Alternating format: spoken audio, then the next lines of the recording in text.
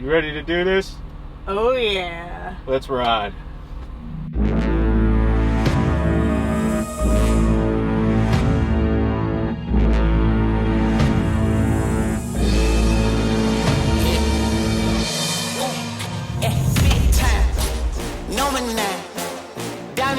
Teeth, I got a lot of shine.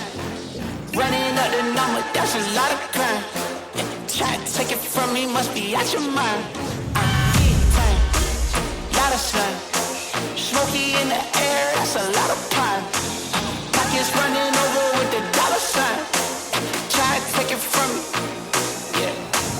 Big time, big time, big time, big time.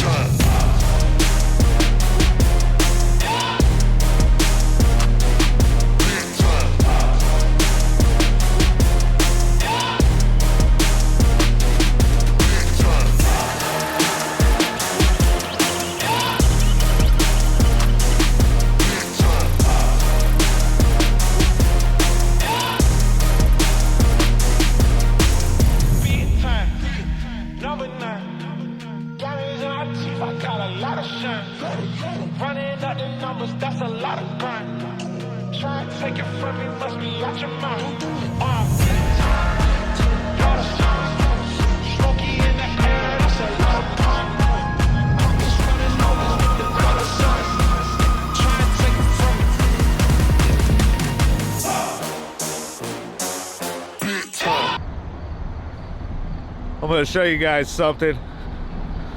This is why you definitely want to do your pre-trips in the morning and your post-trips. So, check this out.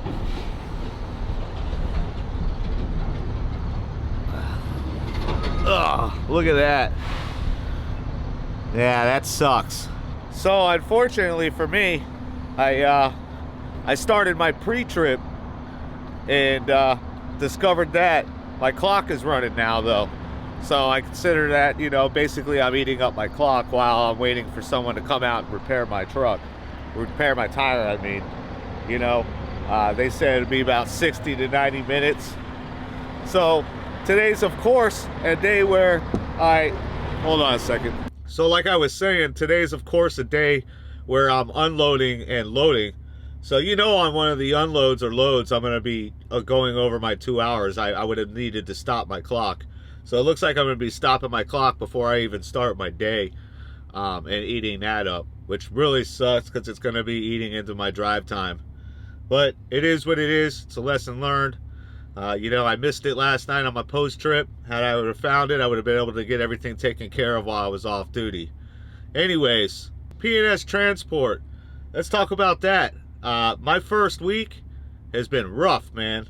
I'm not talking about my week in orientation or anything like that. I'm talking about my actual first week on the road. Let me just say, kids' gloves are definitely off with this company. This isn't a company where you want to start out with not knowing what you're doing. There's a lot to learn. There's a lot of things that are different from Melton. For instance, you got truck speed. These trucks only go 65 miles an hour, where I'm used to going 68 miles an hour. It doesn't sound like much, the 3 mile an hour difference, but it's really messing up my schedule. Here's why. Going 68 miles an hour, I can usually do about 500 miles. Well, I know I can. 500 miles in anywhere from 8 to 8.5 hours. Running 8 to 8.5 hours every day leaves me enough time to do recaps. It also leaves me enough personal time to do whatever I want to do, basically. So I was always running on recaps. Running 65 miles an hour, also, I'm only getting about 6 miles an hour, 6 miles to the gallon, whereas I was getting around 7.5 miles a gallon. So running 65 miles an hour with 6 miles to the gallon, it's really messing up my schedule, guys. So, you know, with P&S, a lot of their loads, they're first come, first serve. So I have a window to arrive. It's not about that.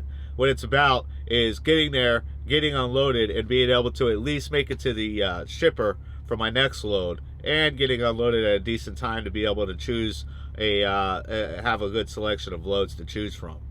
So, you know, lately I've just been running my clock out pretty much how I started back in the old days, because I don't think my system is compatible over here. It doesn't translate well, so I just got to figure out a new system. So I'm learning the ropes with that. The fuel tanks, my truck at least, it's about 120 gallon fuel tank as opposed to a 150 gallons fuel tank. So with that combined with the low with the 6 mile a gallon run, I'm pretty much having to fuel up every day. Another thing to get used to is you know, it's a double-edged sword. It's awesome. You know, we go to a place as shipper, and a lot of these loads are preloads. So they already got the securement, and they already got it tarped. So most of the time, I only have to untarp it, and yeah, that part's good. That part's awesome. The problem is when you get there, you know, sometimes these tarps suck. You know, you obviously don't want to trust someone else's securement, right? And you know, with the tarp over it, it's hard to tell. It's hard to you know, see what you got exactly. I mean, yeah, you can lift up the tarp, but sometimes you have to, you know, to actually see what you got on there and make sure that the securement's right. You know, you gotta lift up a good portion of the tarp. You have to peel that thing back. So, you know, I'm still on the fence with whether I like preloads or not. You know, to me, I you know, a live load, if it's live loaded, at least when I secure it and tarp it, I'm able to inspect the load for any damage prior to doing all that. I know exactly what's going on. I know where it's put on my trailer, things like that. You guys know what I'm talking about. So yeah, I mean, it's just growing pains here, and you know, and that's not even touching on choosing the right loads. You know, I don't know what lanes are good, what lanes are bad, which, you know, I guess I'm trying to go lease here with this company, so you got to wait 3 months, guys, to do that. And, you know, I made pretty good money for my first week running, you know, and I have no problem taking my time as a company guy, learning these lanes, learning what's you know, what's good, where to head to, and also how to work my clock, because like I said, I can't work my clock the same way that I did over at Melt. So yeah, you know, my first week, it was rough. It almost felt like I just started trucking all over again, and not just trucking but flatbed. Maybe it's just the new company jitters or whatnot, but yeah, I'm dealing with that. So the guy, the tire guy called me. He said he should be out here soon. I'm gonna wait on him. I got 180 miles to go till I drop this load. And yeah, we're gonna get a load. Today's Thursday, guys, so I'm hoping to get a load today, run it till tomorrow, and then pick up a load tomorrow and run it through the weekend. So we'll see how all that goes. Stay tuned. So I was hoping to be able to record some unsecurement of this load for you, but it doesn't look like I'm gonna be able to. Here, check it out. As you can see, you know, you got to pull in there, and they're not gonna want me to be recording stuff while I got cranes over my head and stuff like that. So before I wrap up the video, I want to show you how we're living, me and Brandy here, real quick. So up top there, we're keeping some of our cooking supplies. I got this microwave hooked up, and like I was telling you guys, I got a nice fridge. That's why it was a blessing in disguise that they actually didn't provide me a fridge and a freezer. So I got a fridge and a freezer, and that thing only cost me $200, which was awesome.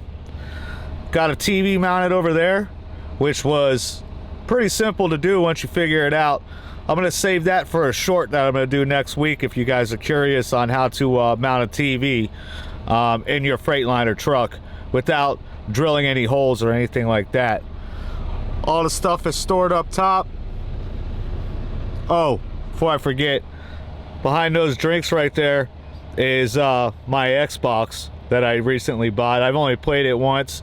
It sucks, you know, you don't have enough data to constantly be updating these games, so I don't ever play it. And then I got a basket back there to hold some stuff as well. Guys, pick up some Velcro. It'll save you. It helps you with storage. You can Velcro stuff. Some heavy duty Velcro, you know, the stuff that holds like 10 pounds at least. Up there, just keep some of my camera equipment. And then, of course, this is your regular closet, and I keep all my computer gear down there. So with all that being said, guys, I'm gonna go ahead and wrap up the video here. Like I said, it's been a while since I've been making some videos for you guys. I'm looking forward to getting back into it, so stay tuned. As usual, you already know the deal. If you like the content, hit the like button, subscribe, and we'll see you in the next one.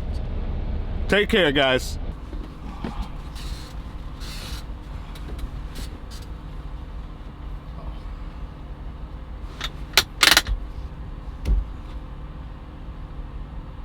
You ready to do this?